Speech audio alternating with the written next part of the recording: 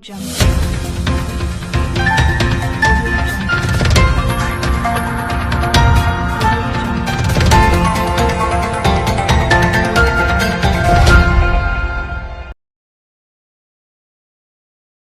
News കാലാവസ്ഥാ വാർത്തയിലേക്ക് സ്വാഗതം.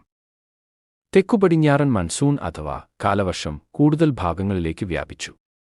തെക്കുപടിഞ്ഞാറൻ അറബിക്കടലിന്റെ ചില ഭാഗങ്ങൾ, തെക്കുകിഴക്കൻ അറബിക്കടലിന്റെ കൂടുതൽ ഭാഗങ്ങൾ, കന്യാകുമാരി പ്രദേശം, തെക്കുപടിഞ്ഞാറൻ, തെക്കുകിഴക്കൻ, മധ്യകിഴക്കൻ ബംഗാൾ ഉൾക്കടൽ, ആൻഡമാൻ കടലിന്റെ ഭൂരിഭാഗം പ്രദേശങ്ങൾ എന്നിവിടങ്ങളിലേക്ക് വ്യാപിച്ചതായി കേന്ദ്ര കാലാവസ്ഥാ നിരീക്ഷണ വിഭാഗം അറിയിച്ചു.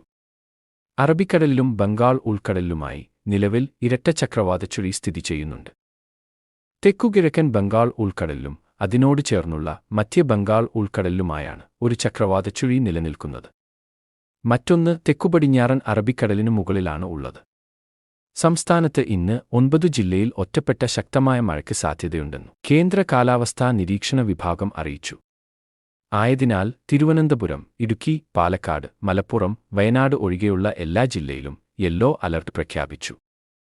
മഴക്കൊപ്പം ചിലയിടങ്ങളിൽ ഇടിമിന്നലിനും മണിക്കൂറിൽ 40 മുതൽ 50 വരെ കിലോമീറ്റർ വേഗത്തിൽ ശക്തമായ കാറ്റിനും സാധ്യതയുണ്ട്. നിലവിൽ വരും ദിവസങ്ങളിലും വിവിധ ജില്ലകളിലായി യെല്ലോ അലർട്ടുണ്ട്. കാലാവസ്ഥാ വാർത്തകൾ കൃത്യമായി ലഭിക്കാൻ ചാനൽ സബ്സ്ക്രൈബ് ചെയ്യുക. നന്ദി.